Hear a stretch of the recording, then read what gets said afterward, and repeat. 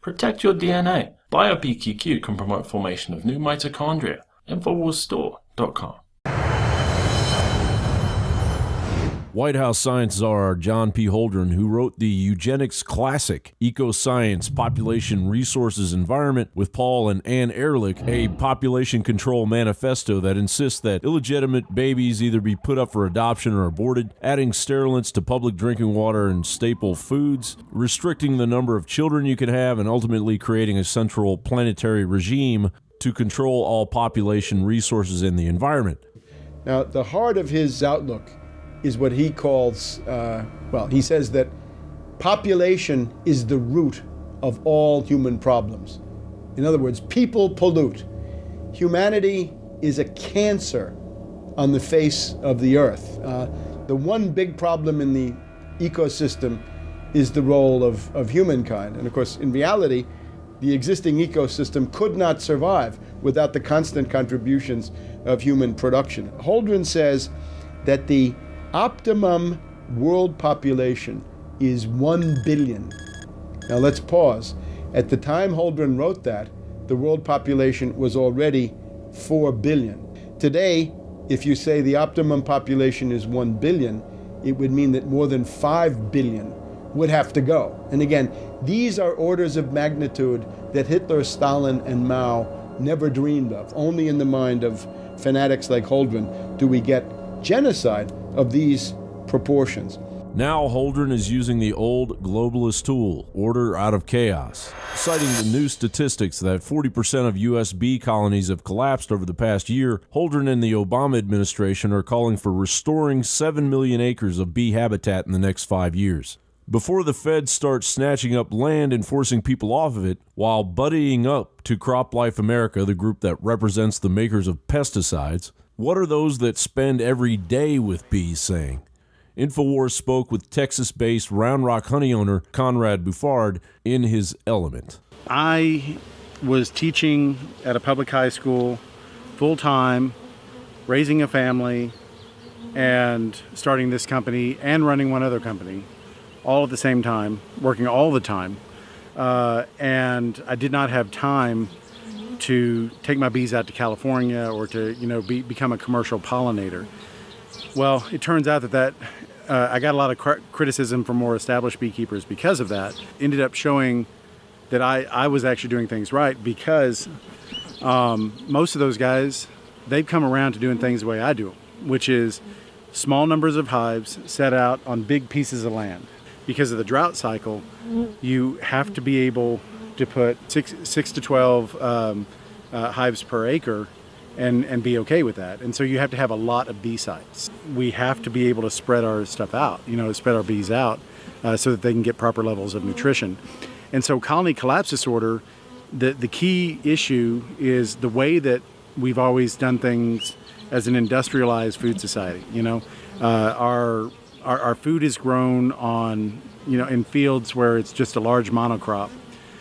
You put bees out there and they only get one single source of nutrition, one single source of pollen, and they end up starving to death. Recently, with this federal task force to help the bees, I think that they're generally, they have, I guess, good intentions, if you will. However,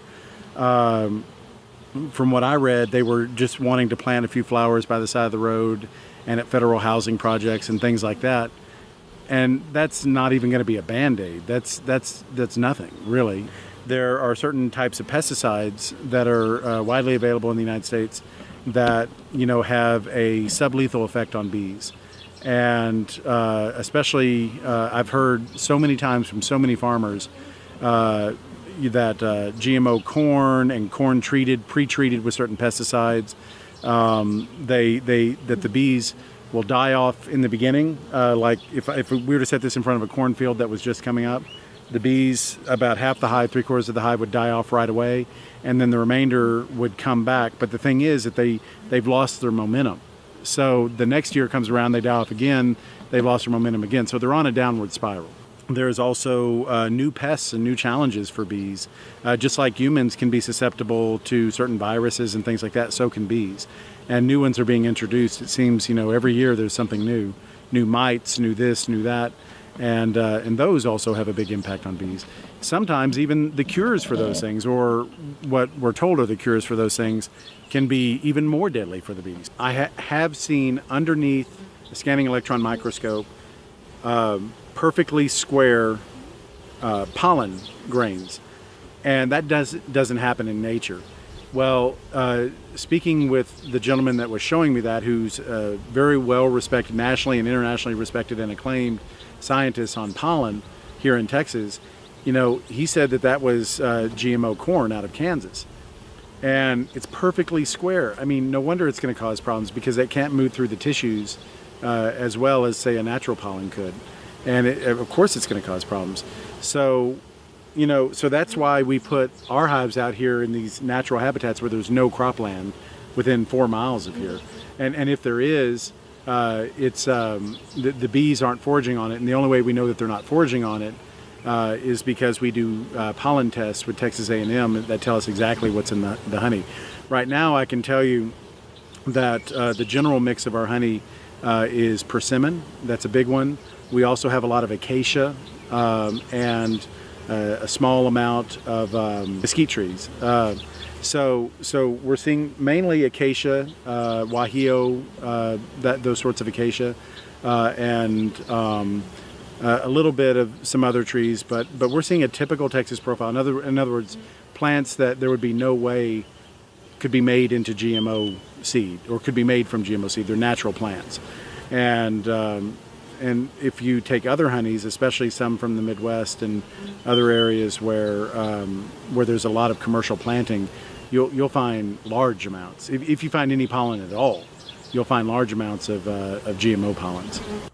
Obama signed H.R. 993. It was a bill funding the federal government, and there was a rider in it, a Monsanto and biotech rider. The gist of the rider is a dangerous, ghoulish GMO food crop can't be stopped by a court order. That crop can still be grown, harvested, and sold in the U.S. There are many reasons given to the decline in bees, but one argument that matters most is the use of genetically modified organisms and terminator seeds, genetically produced and distributed by powerful multinational lobbies that manipulate government and agricultural policy to encompass their agenda of dominance in the agricultural industry. American conglomerates such as Monsanto, Pioneer Seeds, and others have created seeds that do not reproduce. Logic states that if the flower pollen is sterile, bees are potentially going malnourished and dying of illness due to the lack of nutrients and the interruption of the digestive capacity of what they feed on through the summer and over the winter hibernation process. So, if people want to make a change, grow their own plants from seed, grow them in soil that they've mixed themselves, that is clean, and don't use things like Roundup. John Bound for Infowars.com.